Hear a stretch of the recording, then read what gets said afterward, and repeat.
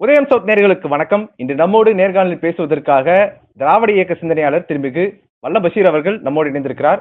வாருங்கள் அவரோடு பேசலாம். சார் வணக்கம். வணக்கம் சார், எடப்பாடி பழனிசாமி டெல்லி சென்று போய் அமித்ஷா அவர்களை போய் சந்திச்சிருக்கிறாரு.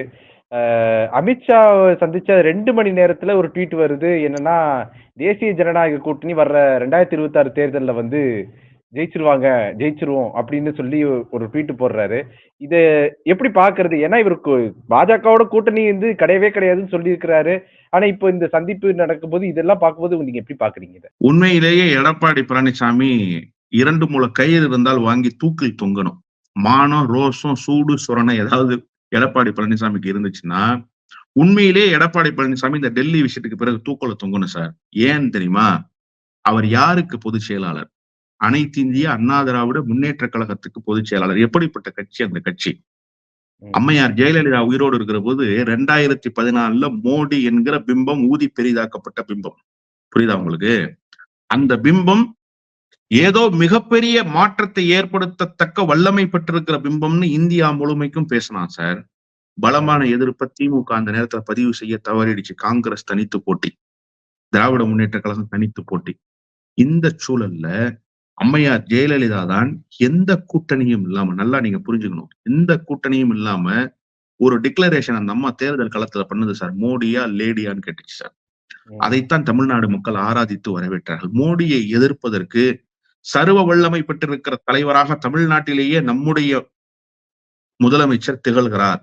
எனவே அவரை ஏற்க வேண்டும், அவரை உயர்த்த வேண்டும் என்கிற நோக்கத்துலதான் அதிமுகவுக்கு எல்லாம் ஓட்டு போட்டான். அதிமுக மகத்தான வெற்றி. 2 இடத்துல மட்டும்தான் தோல்வி, தருமபுரியும் கன்னியாகுமரியும். ஆச்சா? இது ஒண்ணு.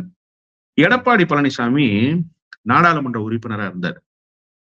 நாடாளுமன்ற உறுப்பினரா இருந்த போது ஒரு மிகப்பெரிய மாற்றத்தை தேசிய அரசியல்ல ஏற்படுத்திச்சு அந்த அம்மா ஜெயலலிதா. இங்க வாழப்பாடி காங்கிரஸ், மதிமுக, பாஜக, பாட்டாளி மக்கள் கட்சி இவங்க எல்லாரையும் சேர்த்துட்டு ஒரு கூட்டணி வச்சுச்சு. வாஜ்பாய்க்கும் அந்த அம்மாவுக்கும் ஏற்பட்ட தனிப்பட்ட பர்சனல் ரீசன்ஸ்னால அந்த ஆட்சியை கவுத்துச்சு சார் அந்த அம்மா. எதுக்காக தெரியுமா கவுத்துச்சு? நான் சொல்றத கேட்கல, இவ்வளவுதான் விஷயம், வேற ஒண்ணுமே கிடையாது. தேசிய ஜனநாயக கூட்டணி அரசை கவிழ்த்ததற்கு காரணம் நான் சொல்றதை அவர் கேட்க மாட்டேங்கிறார்.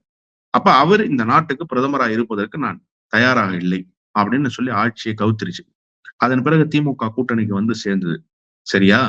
ஏன் நான் இதை சொல்றேன்னா, எவ்வளவு பெரிய துணிச்சலும் தெம்பும் மிக்க தலைவராக அந்த அம்மா இருந்திருந்தா ஒன்றிய அரசை கவிழ்க்கும். தன்னுடைய பர்சனல் ரீசனுக்காக. பொதுவான நோக்கம் என்பது வேறு, அது பல தலைவர்கள் செஞ்சிருக்காங்க. பர்சனல் ரீசனுக்காக ஆட்சியை கவுத்துருச்சு சார். ஆனா இன்னைக்கு நீங்க போய் சந்திச்சுட்டு வந்தீங்க. உண்மையிலேயே அமித்ஷா என்ன சொல்லியிருக்கணும்? தமிழ்நாட்டுல யார் சார் பெரிய கட்சி? பாஜக பெரிய கட்சியா? அதிமுக பெரிய கட்சியா? அதிமுக தானே பெரிய கட்சி. அப்ப என்ன சொல்லியிருக்கணும்? அதிமுகவோடு நாங்கள் கூட்டணி பேச்சுவார்த்தையை நடத்தி முடித்திருக்கிறோம், எதிர்காலம் எங்களுடையதுதான். இவ்வளவுதானே சொல்ல வேண்டிய செய்தி. தேசிய ஜனநாயக கூட்டணி அரசு அமையும்னு அமித்ஷா சொல்றார் சார். அப்ப என்ன அர்த்தம்? அதிமுக அரசு அமையாது, தேசிய ஜனநாயக கூட்டணி. இப்ப எப்படி பீகார்ல நிதிஷ்குமார் தலைமையிலான அரசு பொம்மை அரசாக இருக்கோ, தேசிய ஜனநாயக கூட்டணியினுடைய அரசாக இருக்கோ, அப்படி ஒரு அரசு அமையும்னு சொல்றாரு. வெக்கமா இல்ல எடப்பாடி பழனிசாமிக்கு? இதுக்கா அவசர அவசரமா ராத்திரியில தலையில துண்டை போட்டுக்கிட்டு திருடன் இருட்டுல ஓடுறது மாதிரி ஓடுனீங்க டெல்லிக்கு? 3 கார் தாண்டி தாண்டி போனீங்க டெல்லிக்கு. என்ன சார் நோக்கம் உங்களுக்கு? மக்கள்கிட்ட டிக்ளேர் பண்ணிட்டு போக முடிஞ்சுச்சா உங்களுக்கு? அந்த தெம்பும் திராணியும் உங்களுக்கு இருந்துச்சா? அந்த நெஞ்சுரம் இருந்துச்சா உங்க இடத்துல? ஒளிந்து ஒளிந்து போறீங்களே. இல்ல, அவர் கேட்டதுக்கு என்ன சொல்றாருன்னா, மக்கள் பிரச்சனை பேசுறதுக்காக தான் அங்க போனோம், கூட்டணி பத்தி பேசுறதுக்கெல்லாம் அங்க போகல அப்படின்னு சொன்னாரு. அருமையான செய்தி சார். உண்மையிலே ஒரு பத்திரிகையாளரா உங்களுடைய கேள்வியை நான் மதிக்கிறேன். சூப்பரா கேட்டீங்க. மக்கள் பிரச்சனையை சந்திப்பதற்கு இந்த நாட்டினுடைய எதிர்கட்சி தலைவர் போயிருக்காரு சார். அப்படிதானே சார்? அததானே சார் அவர் சொல்றாரு. காலையில விமான நிலையத்துல இறங்கினார்ல சார் டெல்லியில. பத்திரிகையாளர்கள் கேட்டாங்கல்ல, அப்ப இத சொல்றதுக்கு வாய் எங்க போச்சு? ஏன் சார் இதை சொல்லல? வாயில என்ன வாழைப்பழம் வச்சிருந்தாரா? அப்போ நல்லா நான் கேட்டுருவேன், ரொம்ப அசிங்கமா போயிடும். எதிர்கட்சி தலைவரை மதிக்கணும்னு நினைக்கிறேன். என்ன தெரியுமா சொன்னாரு? கட்டடம் கட்டியிருக்கோம், அந்த கட்டடத்தை பார்க்க வந்திருக்கிறேன்னு சொன்னாரு. சட்டப்பேரவைக்கு எவனாவது லீவு போட்டு கட்டடத்தை பார்க்க போவானா? அப்பவே நீங்க எக்ஸ்போஸ் ஆகி போலியா? சட்டப்பேரவை நடந்துகிட்டு இருக்கு சார். எதிர்கட்சி தலைவர் சட்டப்பேரவையில இருக்கணும் சார். நாள் சக சட்டமன்ற உறுப்பினர்கள்ட்ட சொல்லிட்டு வர்றாரு sir, tata bye bye, we will see you tomorrow. அதான் அவர் சொல்லிட்டு வந்த செய்தி. நாளைக்கு காலையில பாப்போமியா, போயிட்டு வரையான்னு சொல்லிட்டு வந்தாரு.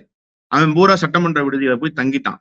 காலையில வர்றான், எதிர்கட்சி தலைவரை காணும். எங்கடான்னு பார்த்தா டெல்லியில நிக்கிறாரு. சக சட்டப்பேரவை உறுப்பினருக்கே சொல்லாம நீங்க ஏன் சார் மாநிலத்தினுடைய பிரச்சனையை பேசுறதுக்கு போனீங்க? ஏன் சார் போனீங்க?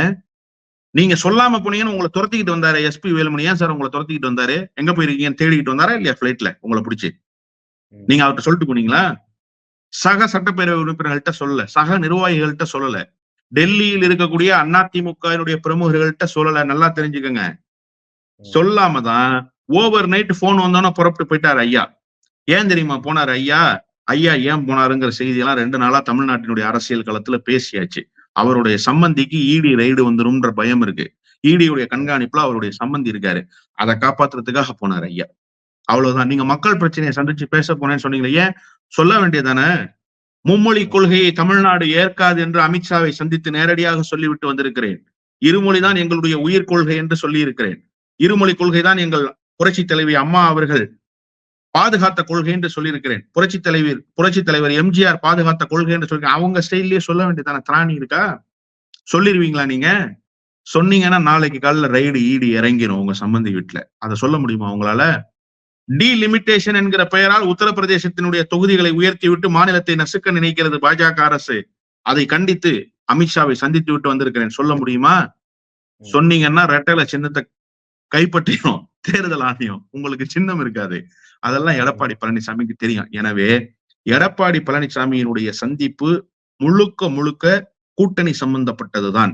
கூட்டணி சம்பந்தப்பட்டது இல்லைன்னா திடீர்னு இவ்வளவு நாள் கழிச்சு ஏன் இவர் தமிழ்நாட்டின் இரும்பு மனிதர், அவர் இந்தியாவின் இரும்பு மனிதர்னு ஆர்பி உதயகுமார் ஃபிடில் வாசிக்கிறாரு?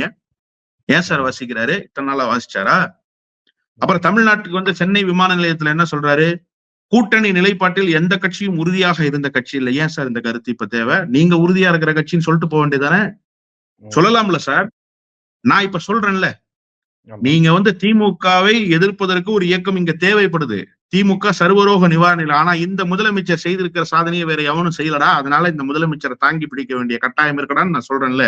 என் வார்த்தையில ஒரு நேர்மை இருக்குல்ல, எடப்பாடி பழனிசாமியுடைய வார்த்தையில நேர்மை இருக்கா? நீங்க சொல்லுங்க, டிக்ளேர் பண்ணுங்க. இதுதாங்க ரீசன். கூட்டணி பேச்சுவார்த்தை இல்லைங்க. நாங்க கூட்டணி விஷயத்துல தடுமாற்றம் இல்லாம இருக்கோம். பல கட்சிகள் நிலை தடுமாறி இருக்கு. எங்களுடைய நிலையில் தடுமாற்றம் இல்லை. உறுதியாக இருக்கிறோம். பாஜகவோட கூட்டணியை அறிவிக்க முடியுமா எடப்பாடி பழனிசாமி? தெம்பு இருக்கா? துணிச்சல் இருக்கா? சொல்ல முடியாது அவரால். எனவே கூட்டணிக்காகத்தான் பேச்சுவார்த்தை. அதன் பிறகு அதிமுகவினுடைய நிலைப்பாட்டில் பல்வேறு மாற்றங்கள். திண்டுக்கல் சீனிவாசன், ராஜேந்திர பாலாஜி இவர்களுடைய கருத்துக்கள் எல்லாம் 2 நாளா நீங்க பாருங்க. எப்படிப்பட்ட கருத்துக்கள்ங்கிறத நீங்க பாருங்க. எவ்வளவு லாவகமாக பச்சோந்திகளாக இவர்கள் மாறி இருக்கிறார் என்பதை நீங்கள் பாருங்கள். அதன் பிறகு தெரியும் இந்த டெல்லி சந்திப்பு எத்தகைய சந்திப்பு. 2026 தேர்தலுக்கு பிறகு அதிமுகவினுடைய நிலை என்னவாக இருக்கும் அப்படின்னு நீங்க நினைக்கிறீங்க சார்? ஒரே வரியில சொல்றேன் சார், ரொம்ப வெளிவாலாம் பேச தேவையில்லை. அதிமுக என்கிற சவப்பெட்டிக்கு கடைசி ஆணியை எடப்பாடி பழனிசாமி அறைந்து விட்டார். புரியுதா உங்களுக்கு? அந்த கட்சியை சவப்பெட்டிக்குள் அடைத்து கடைசி ஆணியை தன்னுடைய டெல்லி விசிட் மூலமா அறைந்து அந்த கட்சியை சவப்பெட்டிக்குள் அடக்கி மண்ணுக்குள் போட்டு புதைப்பதற்கு தயாராகி இருக்கிறார். 2026 தேர்தலுக்கு பிறகு அதை மண்ணுக்குள் போட்டு புதைப்பார்கள். புதைத்ததற்கு பிறகு அந்த இயக்கம் இல்லாமல் போகும். அதற்கு மூடு விழா நடத்திய பெருமை வரலாற்றில் எடப்பாடி பழனிசாமி நான் தான் சொன்னேன் சார், தொண்டர்களுடைய மனநிலைக்கு மாறாக எந்த ஒரு கட்சி இயங்குகிறதோ அந்த கட்சி நிலை பெறாது. நீங்க எழுதி வச்சுக்கோங்க. தொண்டர்களுடைய மனநிலை என்பது என்னவாக இருக்கோ அதை உள்வாங்கித்தான் கட்சி இயங்கணும். தொண்டர்களுடைய மனநிலை வேறு, ஆனால் கட்சியினுடைய தலைமை எடுக்கிற முடிவு வேறாக இருந்தா அந்த கட்சி சின்னாபின்னமாகி போகும். எதிர்காலத்தில் எந்த எதிர்காலமும் இல்லாமல் போகும். அப்படித்தான் அதிமுக தொண்டை கூனி குறுகி போறான் சார்.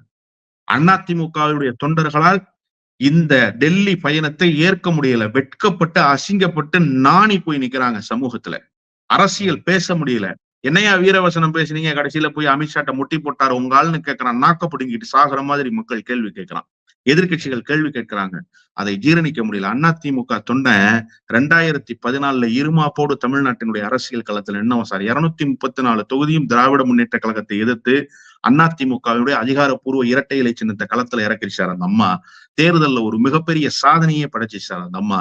2வது முறையாக ஏறக்குறைய 25 ஆண்டு காலத்துக்கு பிறகு 2வது முறையாக தொடர்ந்து வெற்றி பெற்ற இயக்கம் என்ற வெற்றி சரித்திரத்தை அந்த அம்மா பதிவு செய்து வச்சுட்டு போய் சேர்ந்துச்சு சார். இவங்க குரங்கு கையில கிடைச்ச அப்ப மாதிரி ஆக்கிட்டாங்களே அந்த கட்சியை. அந்த கட்சியினுடைய தொண்டனுக்கு எவ்வளவு உற்சாகமும் எவ்வளவு உணர்வும் எவ்வளவு செருக்கும் அந்த நேரத்துல இருந்திருக்கும். நீங்க யோசிச்சு பாருங்க. இன்னைக்கு தொடர் தோல்விகளை தந்து 11 தோல்வி பழனிசாமி 3 கார் மாறி போற பழனிசாமியாக மாறி நிற்கிறாரு. கேவலம் இல்ல இது. நான் சொன்னேனே முன்பே, மோடியா லேடியான்னு கேட்டவர் சார். 234 தொகுதியில் இரட்டை இலை சின்னத்தை களத்தில் இறக்கியவர் சார். இப்படிப்பட்ட தலைவரை ஆராதித்து மகிழ்ந்த தொண்டர்கள் சார் இன்னைக்கு 3 கார் மாறி மாறி போறாருங்க. திருட மாதிரி போறாருங்க. தப்பிச்சு ராஜேந்திர பாலாஜி வெளிமாநிலத்துக்கு ஓடி போனார் பாத்தீங்களா? அவரை போலீஸ் தேடுதுன்னு, அவரு கூட போலீஸ் தேடுதுன்னு தான் சார் 3 கார் மாறினாரு. இவர் யாரு தேடுறானே தெரியாம 3 கார் மாறி போனார் சார் இந்த பழனிசாமின்னு மக்கள் பேசுவதை கேட்டு கண்ணீர் வடிக்கிறார்கள். எனவே அந்த தொண்டர்களுடைய எண்ணத்துக்கு மாறான முடிவை எடுத்திருக்கிறது அந்த தலைமை. அந்த தலைமையின் முடிவால் இந்த இயக்கத்துக்கு மூடு விழா நடத்தப்படுகிறது என்றுதான் நான் பார்க்கிறேன். உங்களுடைய நேரத்தை ஒதுக்கி எங்கூட கருத்துக்களை பந்தமைக்கு நன்றி சார். நன்றி.